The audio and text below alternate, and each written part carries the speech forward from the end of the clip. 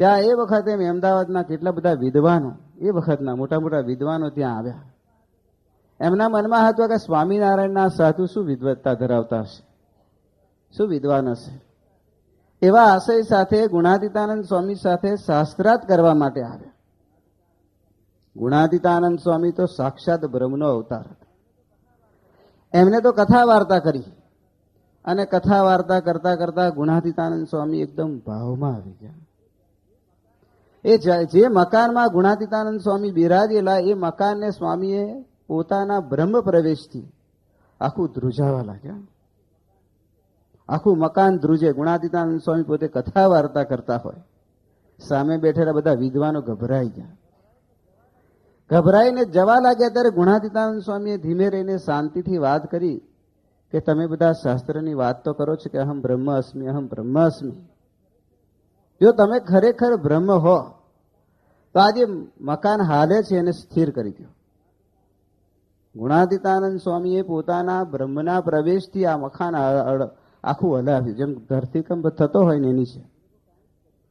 એ લોકો કાંઈ જ કરી શક્યા નહીં. ગુણાતીતાનંદ સ્વામી પાછી દ્રષ્ટિ ખેંચી, મકાન સ્થિર થઈ ગયું.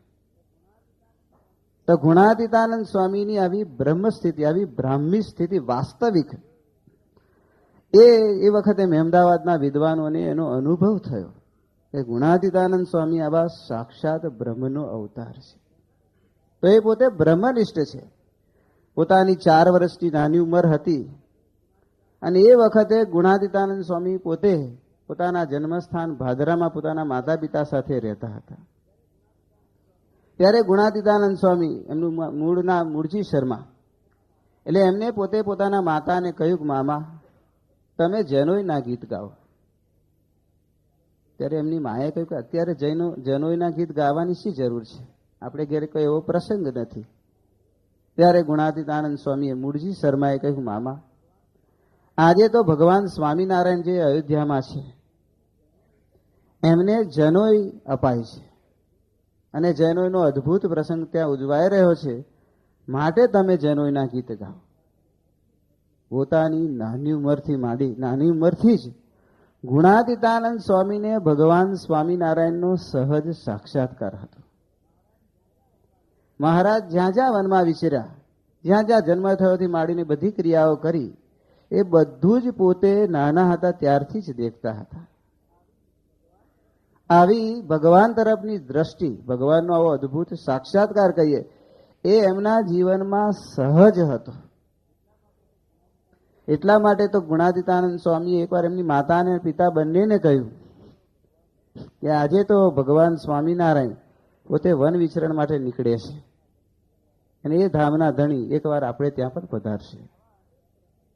આવા અનેક પ્રસંગોથી આપણને અનુભવાય છે કે ગુણાતીતાનંદ સ્વામી એ મૂર્તિમાન ભગવાનનું અક્ષરધામ છે. એમને ભગવાનની જબરજસ્ત નિષ્ઠા અથવા તો ભગવાનનો આવો જબરજસ્ત સાક્ષાત્કાર એમના જીવનમાંથી આપણને સહેજે સહેજે એમના પ્રસંગોથી જાણવા મળે છે. સ્વામિનારાયણ ભગવાન પોતે વડતાલમાં હતા અને ત્યાં ગામમાં પધરામણીએ ગયેલા, વાસણ સુથારને ત્યાંથી પધરામણી કરી અને મંદિરમાં આવતા હતા. ત્યારે દરવાજા આગળ ગુણાતીતાનંદ સ્વામી અને સ્વામિનારાયણ ભગવાનનો મેળાપ થઈ ગયો. એ વખતે ગુણાતીતાનંદ સ્વામી માદા સાધુઓની સેવા કરવા માટે ગયેલા અને 18 ગોદરીઓનો ભાર પોતે ઊંચકીને આવતા હતા અને મહારાજ અને સ્વામીની આંખો મળી અને સ્વામીએ મહારાજને ખેંચી રાખ્યા, ચાલી શકે નહીં. ત્યારે એ વખતે સ્વામિનારાયણ ભગવાને પોતે ગુણાતીતાનંદ સ્વામીની ઓળખાણ આપતા અથવા તો એમના સ્થિતિનો પરિચય કરાવતા ત્યાં ઉભેલા સંતોને કહ્યું કે આ સાધુએ મને સાણસામાં જેમ કોઈ સાપ પકડે ને એની જેમ અખંડ પકડી રાખ્યા છે, માટે ચાલવા દેતા નથી. મહાનુભાવાનંદ સ્વામી પોતે ત્યાં બાજુમાં હતા, તરત એકદમ ભાવમાં આવી ગયા અને કહેવા લાગ્યા કે ગુણાતીત સ્વામી તમે આ મહારાજને સાણસામાં કેમ પકડો છો? એમને કઈ આ વાત સમજાય નહીં. પણ પછી મહારાજે કહ્યું કે આ ગુણાતીતાનંદ સ્વામી તો અમને અખંડ દેખે છે અને અમારામાં અખંડ વૃત્તિ રાખી અને એમનું જીવન પોતે વ્યતીત કરે છે. એટલે તો ગુણાતીતાનંદ સ્વામી એમની વાતમાં લખ્યું છે કે અમે જે જે કંઈ ક્રિયા કરીએ છીએ એ ભગવાનની મૂર્તિમાં રહીને જ ક્રિયા કરીએ છીએ. અને મૂર્તિમાં વૃત્તિ રાખ્યા વગર જો ક્રિયા કરીએ તો તાળવું ફાટી જાય. તો ગુણાતીતાનંદ સ્વામીની આવી એક બ્રાહ્મી સ્થિતિ, અને ગુણાતીતાનંદ સ્વામીને પોતાના પરબ્રહ્મ, પોતાના ઈષ્ટદેવ જે ભગવાન સ્વામિનારાયણ, એમને વિશે આવી જબરજસ્ત પરબ્રહ્મના સાક્ષાત્કારની સ્થિતિ એ એમના જીવનમાં એકદમ સહજ હતી. એટલે તો શ્રીજી મહારાજ પોતે એકવાર ગુણાતીતાનંદ સ્વામીને નજરમાં રાખીને બોલ્યા કે સ્વામી, સાધુ તો 100 રાખીએ. સ્વામી ગુણાતીતાનંદ સ્વામી એમની સામે હાથ જોડીને ઊભા છે અને બોલ્યા કે સ્વામી, સાધુ તો 100 રાખીએ, સાધુ તો 200 રાખીએ, સાધુ તો 300 રાખીએ. એમ શ્રીજી મહારાજ તો સાધુની સંખ્યા વધારતા ગયા. અને ગુણાતીતાનંદ સ્વામી નોંધે છે પ્રસંગ કે અમે તો હાથ જોડીને મહારાજની સામે જોઈ રહ્યા. આ પ્રસંગથી આપણને સમજાય છે કે ગુણાતીતાનંદ સ્વામીને શ્રીજી મહારાજે પોતે જ આ ગુરુ તરીકે સ્થાપ્યા છે. આવા સાધુઓનું નેતૃત્વ સંભાળવું એ સામાન્ય બાબત નથી. અને એ પણ 500 પરમહંસો એ વખતે સ્વામિનારાયણ ભગવાનના વખતમાં હતા. એ વખતે ગુણાતીતાનંદ સ્વામી માટે સ્વામી મહારાજ બોલ્યા કે સાધુ તો 5 રાખીએ, 10 રાખીએ, 100 રાખીએ, 200 રાખીએ, 300 રાખીએ. એમ આખા સંખ્યા વધારતા જ ગયા. એમ ગુણાતીતાનંદ સ્વામીને શ્રીજી મહારાજે પોતે આવા ગુરુ તરીકે સ્થાપેલા. અને ગુણાતીતાનંદ સ્વામીને શ્રીજી મહારાજે પોતે 6 મોટા મંદિરો બાંધ્યા છે. એમાંનું એક મોટું મંદિર જુનાગઢનું, ત્યાંની મહંતાએ સોંપેલી. અને ગુણાતીતાનંદ સ્વામી પોતે જીવ્યા ત્યાં સુધી 40 વર્ષ 4 માસ અને 4 દિવસ સુધી રહ્યા ત્યાં આગળ જુનાગઢમાં. ત્યાં સુધી એમને ત્યાંની મહંતાએ સંભાળેલી. અને મહારાજ સ્વામિનારાયણ ભગવાન પોતે ધામમાં ગયા પછી એમને પોતે આજે ગુરુ તરીકેનું અદ્ભુત કામ કર્યું છે. પૂર્વ પ્રવચનમાં આપણે જે સાંભળ્યું એ ગુણાતીતાનંદ સ્વામીનો રોલ એ સેવક તરીકેનો હતો, શિષ્ય તરીકેનો હતો. હવે આપણે જે રોલ જોઈએ છીએ એ ગુણાતીતાનંદ સ્વામીનો પોતાનો ગુરુ તરીકેનો. આદર્શ ગુરુ ગુણાતીતાનંદ સ્વામી. તો ગુણાતીતાનંદ સ્વામીમાં, ભાગવતમાં, ઉપનિષદમાં, આપણા શાસ્ત્રોમાં જે કંઈ ગુરુના લક્ષણો લખ્યા છે, શ્રોત્રિય, બ્રહ્મનિષ્ઠ, મૃત્યુના મુખમાં છોડાવે એવા, એ બધા જ લક્ષણો એમનામાં સહજ હતા. એટલે તો શ્રીજી મહારાજે પોતે એકવાર ગઢડામાં બિરાજમાન હતા અને જુનાગઢના મહંત ગુણાતીતાનંદ સ્વામીને ત્યાં એમની નિમણૂક કરી. અને પછી શ્રીજી મહારાજે બધા હરિભક્તો સંતોને આજ્ઞા કરી કે તમે બધા અહીંયા અત્યારે અમારી પાસે છો, પણ વર્ષો વર્ષ આ ગુણાતીતાનંદ સ્વામીનો સમાગમ કરવા માટે જુનાગઢ જજો. આ ગુણાતીતાનંદ સ્વામીને ગુરુ તરીકે એમને આ સ્થાપ્યા છે. એટલા માટે પહેલેથી જ શ્રીજી મહારાજ આવી ભલામણ કરતા ગયા છે કે તમે વર્ષો વર્ષ ગુણાતીતાનંદ સ્વામીનો સમાગમ કરવા માટે જુનાગઢ જજો. નિષ્કુળાનંદ સ્વામી જે ગુણાતીતાનંદ સ્વામીના સખા અને ગુરુ કહી શકાય, એમને આ વાત પોતાના ગ્રંથ પુરુષોત્તમ પ્રકાશમાં નોંધી છે કે વર્ષો વર્ષ એક માસરે કરવું આ મંદિરમાં નિવાસરે. એવી શ્રીજી મહારાજની આજ્ઞા એમને પોતે પોતાના ગ્રંથમાં નોંધી છે. અને એ પ્રમાણે શ્રીજી મહારાજે એની આજ્ઞાનો લાભ પણ જણાવતા કહ્યું કે જે મારી આ આજ્ઞા પાળશે એને 100 જન્મની કસર હશે, અને 100 જન્મની સાધના કરતા એ કસર ટળશે, એ કસર 1 જન્મમાં ટળી જશે. આવા અદ્ભુત આશીર્વાદ શ્રીજી મહારાજે ગુણાતીતાનંદ સ્વામીના સમાગમથી શિષ્યને, સેવકને, એમના આશ્રિતને કેટલો બધો લાભ થાય છે અને થશે એવા અદ્ભુત આશીર્વાદ સ્વામીએ પોતે ત્યાં આપ્યા. અને ગુણાતીતાનંદ સ્વામીના સમાગમમાં એવા કેટલાય બધા મુમુક્ષુ આવ્યા. સંતો તો 300 થી વધારે તો જુનાગઢમાં રહેતા હતા.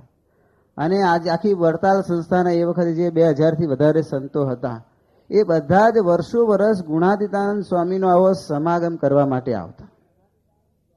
એટલે તો ગુણાતીતાનંદ સ્વામીના સમાગમથી કેટલાય મુમુક્ષુ આ રીતે અધ્યાત્મના માર્ગે આગળ વધ્યા છે અને એમની એવી બ્રાહ્મી સ્થિતિ પ્રાપ્ત કરી છે.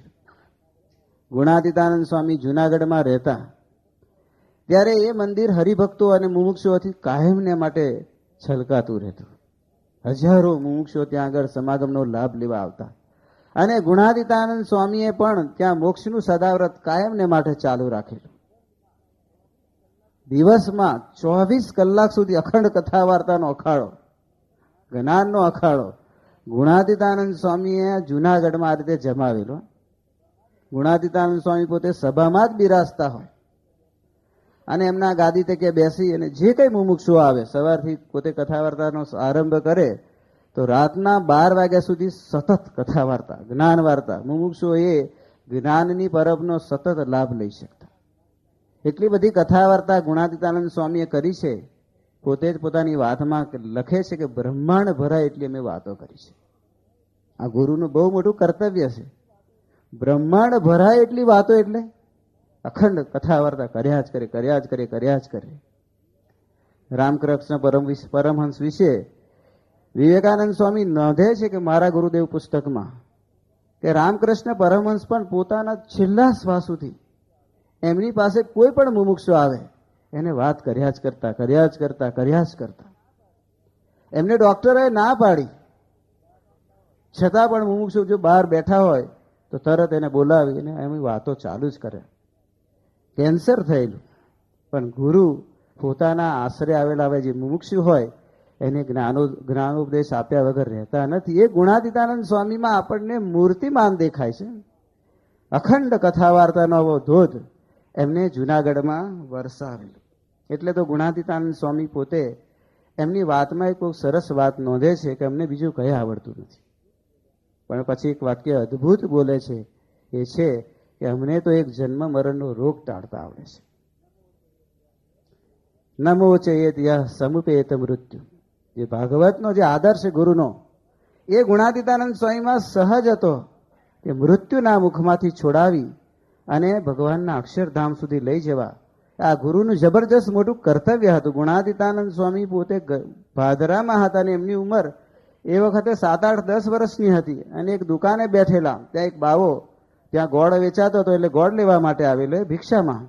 અને ત્યાં દુકાનદાર પાસે પોતે બોલવા લાગ્યું કે મને આ રીતે ગોળના 2 ભીલા આપી દો એટલે હું ચાલતો થઈ જાઉં, નહીં તો હું મરી જઈશ, ધામમાં જતો રહીશ. એવું ત્રાગું કરવા લાગ્યો. ગુણાતીતાનંદ સ્વામી એકદમ ત્યાં શાંતિથી બેઠા હતા.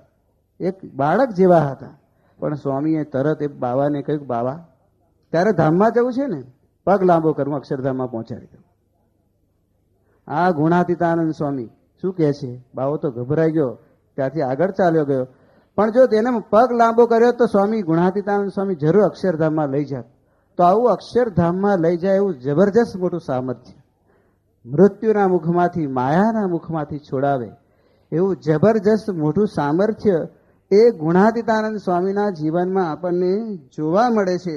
તો એવી સ્થિતિ, એવું સામર્થ્ય ગુણાતીતાનંદ સ્વામીના માં હતું.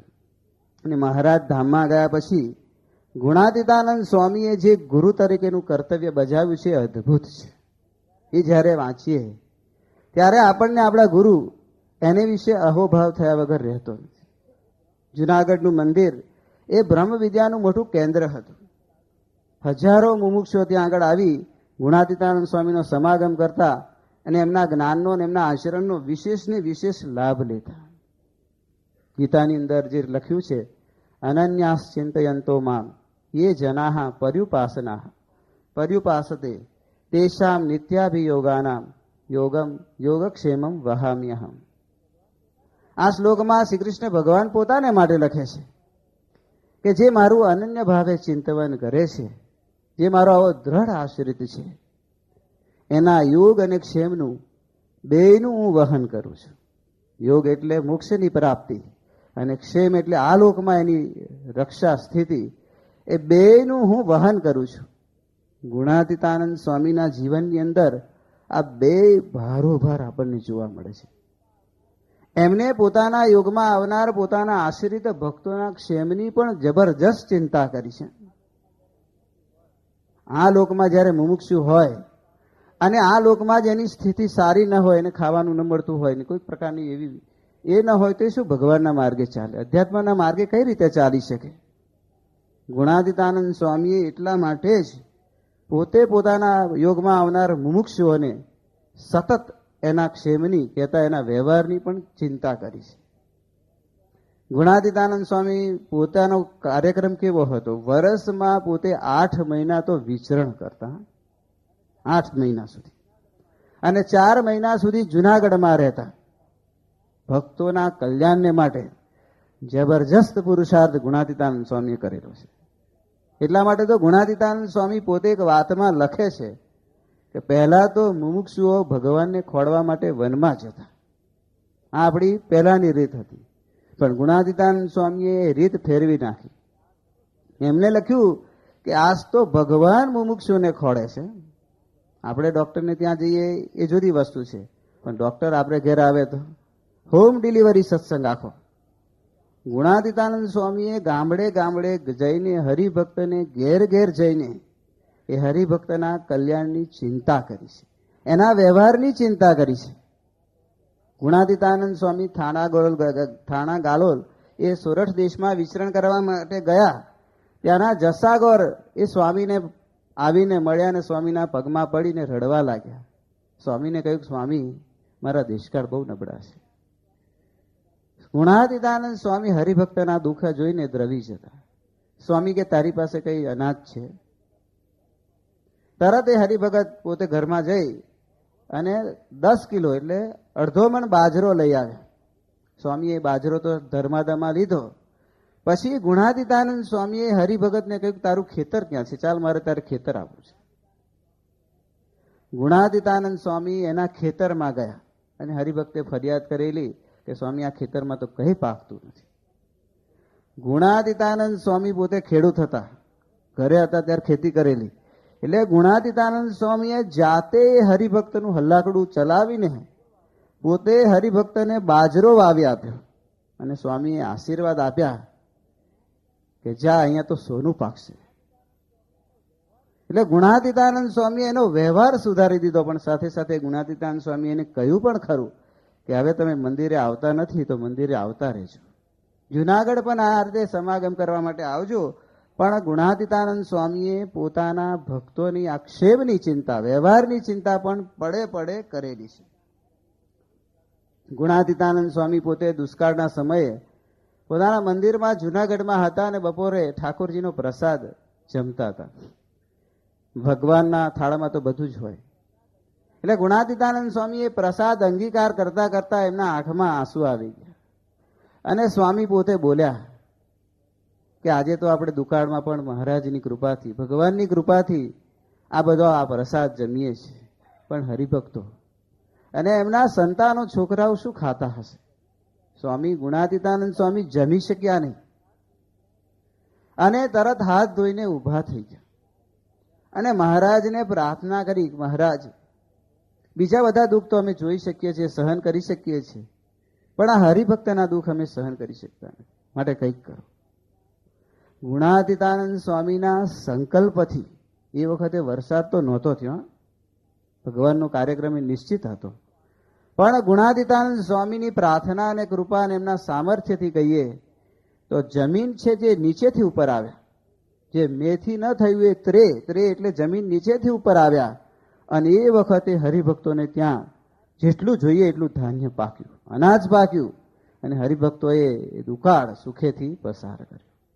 તો ગુણાતીતાનંદ સ્વામીને પોતાના આશ્રિત ભક્તોની આટલી બધી ખેવના હતી. એ હરિભક્ત શું ખાતો હશે, શું પીતો હશે, એવી એમને જબરજસ્ત ચિંતા હતી. આવા દુકાળ સમયે ગુણાતીતાનંદ સ્વામીના એક હરિભગત હામાપરના કરશન બાંભણિયા ગુણાતીતાનંદ સ્વામી પાસે જુનાગઢ આવ્યા અને સ્વામીને વાત કરી કે સ્વામી આ દુકાળ ચાલે છે અને આવી પરિસ્થિતિ છે, મંદિરમાં તો તમે 300 સંતો છો, કેટલા બધા હરિભક્તો આવે, બધાનું આ રીતે તમારે જમાડવા પડે, આખું સદાવ્રત ચલાવવું પડે, કઈ રીતે થતું હશે? માટે મારી સેવા અંગીકાર કરો. કરશન બાંભણિયા પોતાનું જેટલું કઈ સુવર્ણ હતું, સોનું પોતા પાસે હતું, એ બધું લઈ એક આવો ડાબડો ભરી એ સોનું લઈને ગુણાતીતાનંદ સ્વામીના ચરણોમાં મૂકી દીધું ડાબડો કે સ્વામી આ ઠાકોરજી માટે અને તમે સંતો અને હરિભક્તો એને માટે વાપરો. આ દુકાળમાં હરિભક્તોની કેવી અદ્ભુત ભાવના છે, એ ગુણાતીતાનંદ સ્વામીએ આપેલા કેવા અદ્ભુત સંસ્કારો છે. એને પણ ભાવના છે કે આ મંદિર કઈ રીતે ચાલશે, એને પણ ભાવના છે કે મંદિરમાં આવનાર આવા અતિથિઓ કઈ રીતે જમશે.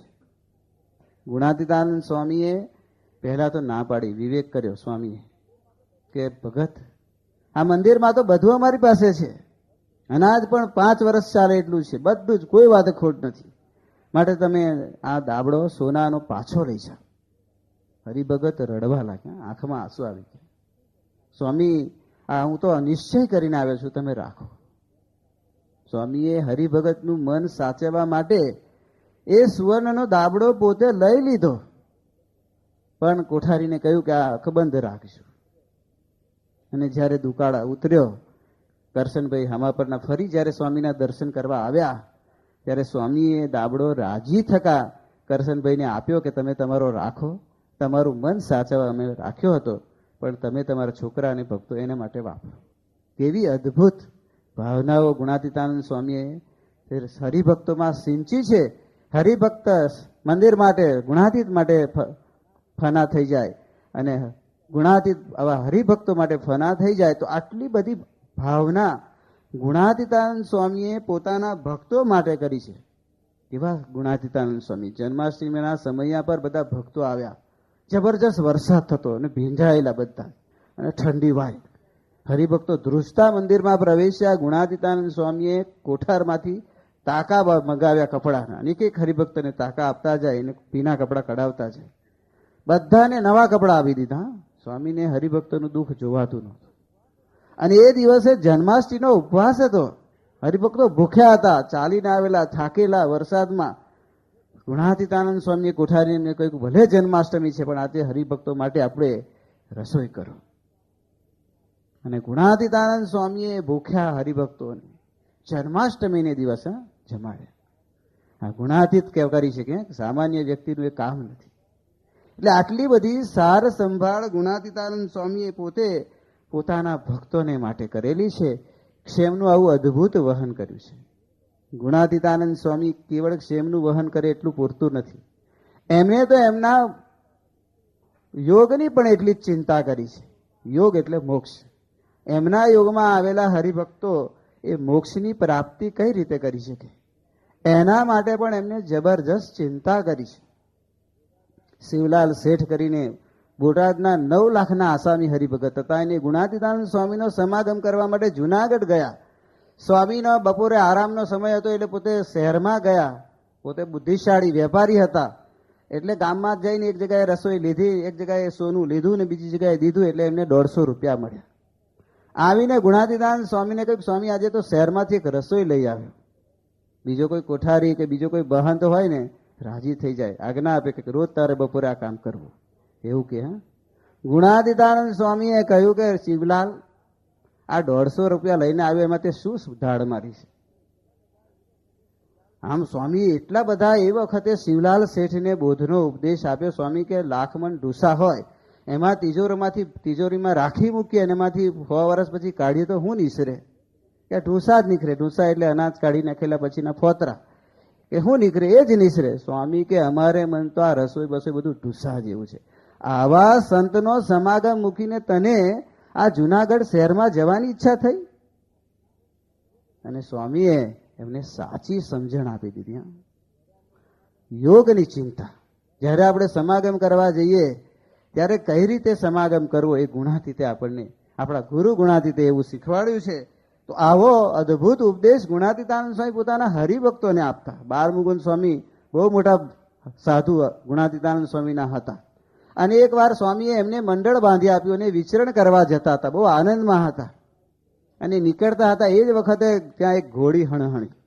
પ્રસંગ એવો હતો કે એની સાથે બીજી ઘોડી 3 વર્ષથી ભેગી રહેતી હતી અને એ ઘોડી વેચી દીધી આપણે મંદિરમાંથી. એટલે એ ઘોડી વગર પેલી બીજી ઘોડીને ફાવ્યું નહીં, એટલે પોતે હણહણતી. ગુણાતીતાનંદ સ્વામીએ બાલમુકુંદ સ્વામીને કહ્યું કે તમે આ રીતે અહીંથી અમને મૂકીને વિચરણ કરવા જાઓ છો, એમાં રાજી થાવ છો?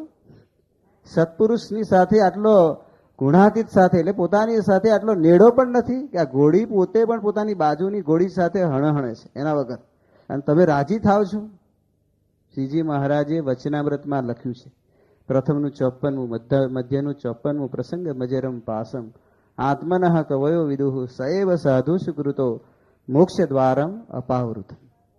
આ મોક્ષની સ્વામિનારાયણ ભગવાને અને ગુણાતીત સત્પુરુષોએ જે વ્યાખ્યા ભાગવતમાંથી આપણને બહુ સરળ કરી આપી કે આવા સાધુની સાથે જે દ્રઢ પ્રસંગ રાખે એના માટે મોક્ષનું દ્વાર ઉઘાડું થાય છે. કપિલ ગીતાનો આ ઉપદેશ છે ભાગવતમાં.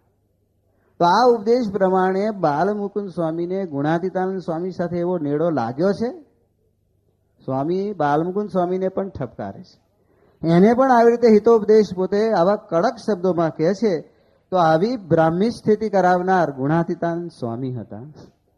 જાગા સ્વામી જુનાગઢમાં રહેતા હતા અને પથ્થર ઘડવાનું, બેલા ઘડવાનું કામ કરતા હતા. અને ત્યાં ઘડતા હતા. ગુણાતીતાનંદ સ્વામી આવીને ઉભા રહ્યા અને સ્વામીને, જાગા સ્વામીને પ્રશ્ન પૂછ્યો કે તમે દિવસ દરમિયાન કેટલું કામ કરો છો? સ્વામી 15-20 બેલા ઘડું છું. સ્વામીએ બીજો પ્રશ્ન પૂછ્યો, ક્રિયા ભજન કરતા કરતા ક્રિયા કરી. સ્વામીએ જાગા સ્વામીને પ્રશ્ન પૂછ્યો કે તમે ભગવાનમાં વૃત્તિ રાખીને બેલા ઘડો છો કે એમને ઘડો છો? ત્યારે જાગા સ્વામી કે સ્વામી વૃત્તિ તો અખંડ નથી રહેતી, પ્રયત્ન કરું છું. ગુણાતીતાનંદ સ્વામીએ જાગા સ્વામીને કહ્યું કે જાગા ભગત, પથ્થર કદાચ ઓછા ઘડાય 2-5 તો વાંધો નથી, પણ ભગવાનમાં વૃત્તિ રાખીને, અમારામાં વૃત્તિ રાખીને આ રીતે સેવા કરો. આ ગુરુનું મોટું કર્તવ્ય છે. આપણને જગતમાંથી તોડી ભગવાનમાં જોડવા. ભલે જ આપણે વ્યવહાર કરીએ, આપણે બધા જ વ્યવહાર કરનારા છીએ, પણ એ વ્યવહાર કરતા કરતા ગુરુ આપણને આ રીતે ભગવાનમાં જોડે છે. બધી ક્રિયા આપણે છોડી શકતા નથી, આવશ્યક હોય કરવી જ પડે છે. પણ ગુણાતીતાનંદ સ્વામી એક એવા ગુરુ હતા કે પોતાના આશ્રિત હોય એને આ મંદિરની આ સત્સંગની સેવા સંબંધી ક્રિયા, બીજો કોઈ હોય તો 25 ગળો તો બધા 50 ગળો લો, હું આશીર્વાદ આપું છું. ગુણાતીતને એ પોસાય એવું નહોતું. એમને તો સેવા સાથે સાથે, ભજન સાથે, ક્રિયા સાથે આવું ભજન કરે એવા મુમુક્ષુઓ તૈયાર કરવા હતા. એટલા માટે તો એમને કેટલા બધા ભક્તોને, ભગતજી મહારાજ પોતે કાર્યાણીમાં હતા ને વાસણ ઉટકતા ઉટકતા એમની વૃત્તિ તૂટી. ગુણાતીતાનંદ સ્વામી સભામાં કથા વાર્તા કરતા ઉભા થઈ એને આવ્યા અને પ્રાગજી ભગતને કહ્યું, પ્રાગજી ભગત, આ ભગવાન ભૂલીને શું વાસણ ઉટકો છો? આવું જાણપણ, અખંડ વૃત્તિ ભગતજી મહારાજની સ્વામીમાં અને મહારાજમાં રહેતી, પણ એક સહેજ કંસાર જે ચોંટી ગયેલું એને બળપૂર્વક ઉખેડવા ગયા, એમાંથી વૃત્તિ તૂટી. ગુણાતીતાનંદ સ્વામીથી આ સહન ન થયું. એમને તો અખંડ વૃત્તિ ભગવાનમાં, લગાતાર ભગવાનમાં વૃત્તિ રહે એવા શિષ્યો તૈયાર કરવા હતા, એવા શિષ્યોની હારમાળા ઉભી કરવી હતી. એટલા માટે ગુણાતીતાનંદ સ્વામી સભામાંથી ઉભા થયા. કથા કરતા કરતા એ મૂકીને એક શિષ્યને આવું સાચું માર્ગદર્શન આપવા માટે પોતે ત્યાં ગયા અને એવું માર્ગદર્શન આપ્યું. તો ગુણાતીતાનંદ સ્વામીએ એમના ક્ષેમની તો ચિંતા કરી છે, પણ યોગની એના કરતા વિશેષ ચિંતા કરી છે. ગુણાતીતાનંદ સ્વામીને ઉપેન્દ્રાનંદ સ્વામી પોતે આવ્યા અને સ્વામીને કહ્યું, મારામાં સાધુના 29 ગુણો છે, પણ આ 30મો ગુણ આજે નિષ્કામી વર્તમાન, એ કામ હું જીતી શક્યો નથી. ગુણાતીતાનંદ સ્વામી કહે, ભલે તમે જુનાગઢ આવો. અને ઉપેન્દ્રાનંદ સ્વામી પોતે જુનાગઢ પધાર્યા. ગુણાતીતાનંદ સ્વામીએ એમને મેળા પર લીપવાની સેવા આપી અને પોતે ઉપેન્દ્રાનંદ સ્વામી લીપતા હતા. એ વખતે ગુણાતીતાનંદ સ્વામીએ ત્યાં જઈને પૂછ્યું કે ઉપેન્દ્રાનંદ સ્વામી સેવા બરાબર કરો છે? ત્યારે ઉપેન્દ્રાનંદ સ્વામી સેવા કરતા કરતા ગુણાતીતાનંદ સ્વામી સામે જોયું અને 4 આંખ મળી. ગુણાતીતાનંદ સ્વામીએ એનો કામ ખેંચી દીધો. હજારો વર્ષથી સાધના કર્યા પછી પણ જે કામ એમ જરા પણ દોરાવા ઓછો ન થાય એ કામને ગુણાતીતાનંદ સ્વામીએ પળવારમાં એમની આંખોમાંથી ખેંચી લીધો. પોતાના આશ્રિતને આવા રીતે શુદ્ધ કરવા, નિર્વાસનિક કરવા, મહારાજે જે શબ્દ વાપરેલો કે 100 જન્મની કસર એ આ જન્મે ટાળે એવા સમર્થ ગુણાતીતાનંદ સ્વામી છે. તો એમનો કેટલા એવા ભક્તોને આવી રીતે નિર્વાસનિક બનાવ્યા છે. રઘુવીરજી મહારાજ પોતે, છેલ્લો પ્રસંગ આપણે હવે કહીએ સમાપન તરફ જઈએ, કે રઘુજી મહારાજ પોતે વડતાલમાં હતા અને ગુણાતીતાનંદ સ્વામી સાથે બગીમાં બેઠા હતા. અને એ બગીમાં એક ફૂમતું રેશમી સુંદર એ રઘુજી મહારાજના ગાલ પર અડતું હતું. સ્વામીએ કહ્યું, આજે આચાર્યને વાત કરે છે ગુણાતીતાનંદ સ્વામી. સ્વામીએ રઘુજી મહારાજ આચાર્યને કહ્યું કે આજે આ ફૂમતાઓ તમારી ગાલ ઉપર બકીઓ કરી રહ્યા છે, તો કેમ, તમારું શું થશે?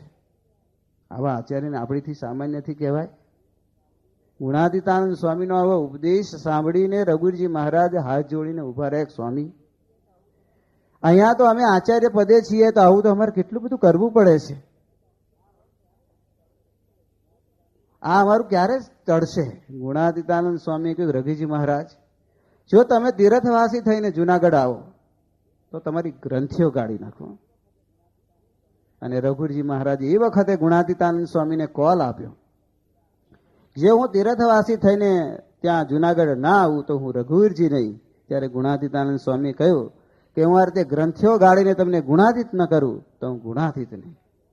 આવા અદભુત વચનો બે ગુરુ શિષ્ય વચ્ચે અથવા આચાર્ય અને ગુણાતીતાનંદ સ્વામીની વચ્ચે આ વાર્તાલાપમાં એ વખતે નોંધાયા. પણ એ ખરેખર રઘુજી મહારાજ ત્યારે આચાર્ય તરીકે બધો વ્યવહાર પોતાના ભગવત પ્રસાદજી મહારાજ આચાર્યને સોંપી અને જુનાગઢ તીર્થવાસી થઈને, મંદિરમાં આપણે જઈએ ને ત્યારે તીર્થવાસી થઈને સમાગમ કરવાનો હોય છે. એ આદેશ ગુણાતીતાનંદ સ્વામી રઘુજી મહારાજ, આટલું મોટું આચાર્ય પદ મૂકીને જવું કેટલું અઘરું, પણ રઘુજી મહારાજ પોતે એવા સમર્થ અને સ્વામીના એવા ચાહક અને એવા મહિમાવાળા હતા. તો પહોંચ્યા અને ગુણાતીતાનંદ સ્વામીએ 3-4 મહિના સુધી લાગટ જુનાગઢમાં એમને રાખી એમની ગ્રંથિઓ ગાળી દીધી. આ ગ્રંથિઓ, ગોરધનભાઈ કોઠારી પોતે વડતાલના બહુ મોટા કોઠારી થઈ ગયા. 4-5 આચાર્ય એમના હાથ નીચે આ રીતે ધીમે ધીમે પસાર થયેલા. એ પોતે શાસ્ત્રીજી મહારાજને કહેતા કે રઘુજી મહારાજ જયારે 17ની સાલમાં જયારે પાછા આવ્યા ત્યારે ગુણાતીતાનંદ સ્વામીના સમાગમથી એ પોતે ગુણાતીત થઈ ગયા.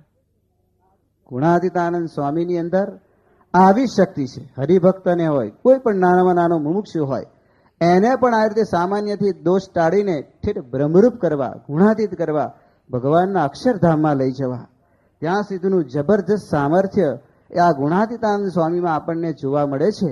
એટલા માટે આપણા અંતઃકરણમાં એક પ્રતીતિનો રણકાર આવે છે કે આદર્શ ગુરુ એ ગુણાતીતાનંદ સ્વામી છે.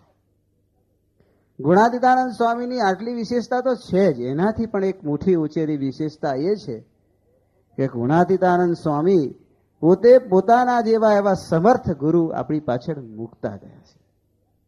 આ એમની બહુ મોટી વિશેષતા છે. ડોક્ટર પાસે આપણે ઓપરેશન કરાવ્યું હોય અને ચાલુ ઓપરેશન ડોક્ટર મરી જાય તો આપણી શું દશા થાય? ગયો શું દશા આપણી થાય? ડોક્ટર તો જાય ભેગો આપણને લેતો જ જાય ને, એવું જ થાય. એવું જ આ અધ્યાત્મ માર્ગનું છે. ગુરુ હોય સમર્થ ગમે તેટલા હોય, પણ એમની આવરદા આ લોક પ્રમાણે જો ન રહી હોય ને ધામમાં જાય તો આપણું કાચું રહી જાય. ગુણાતીતાનંદ સ્વામી એ કચાસ પણ રાખી નથી. ગુણાતીત પરંપરાની આ જે વિશેષતા છે કે ગુણાતીતાનંદ સ્વામીએ પોતાના પછી પોતાના જેવા સમર્થ વારસદાર, એવા જ સમર્થ એ પોતે પોતાની પછી મૂકતા ગયા છે. એ ભગતજી મહારાજ ભલે ગ્રસ્તના સ્વાંગમાં હતા, પણ એમને મોક્ષ કરવાનું, ભ્રમરૂપ કરવાનું, નિર્વાસનિક કરવાનું, શુદ્ધ કરવાનું, આ બધું જ સામર્થ્ય ગુણાતીતાનંદ સ્વામી જેટલું જ એમનામાં હતું. તો ગુણાતીતાનંદ સ્વામીની આ પણ એક અદ્ભુત વિશેષતા છે. તો આજે મહારાજ સ્વામી અને પ્રમુખ સ્વામી મહારાજને પ્રાર્થના કરીએ, આપણા બધાની બહુ મોટી આ રીતે બહુ મોટો આપણો જે લાભ થયો હોય તો એ કયો છે? આપણને એવા ગુણાતીત ગુરુ મળ્યા છે. જે ગુણાતીતાનંદ સ્વામી હતા એ જ ભગતજી મહારાજ, શાસ્ત્રી મહારાજ, યોગીજી મહારાજ અને પ્રમુખ સ્વામી મહારાજ છે. એવા જબરદસ્ત સામર્થ્ય વાળા ગુરુ મળ્યા છે. આપણે એનો જે લાભ લઈએ છીએ ને બહુ ઓછો લાભ લઈએ છીએ.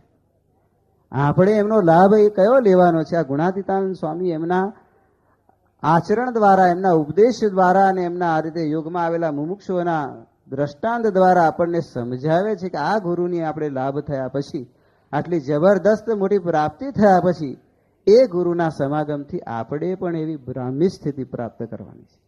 આપણે પણ એ ગુરુના સમાગમથી, પ્રમુખ સ્વામી મહારાજના સમાગમથી આપણે પણ એવું જીવન ઉદાત્ત જીવવાનું છે. વ્યવહાર કરતા કરતા પણ થઈ શકે છે.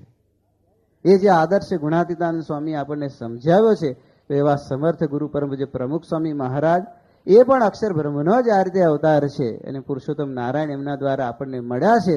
તો એ ગુરુના સમાગમથી આપણે પણ આને આ દેહે આવું સામર્થ્ય, આપણે પણ એવી બ્રાહ્મી સ્થિતિ પ્રાપ્ત કરીને આ રીતે આને આ દેહે અક્ષરધામના અધિકારી થઈ શકીએ એવી બળબુદ્ધિ અને કૃપા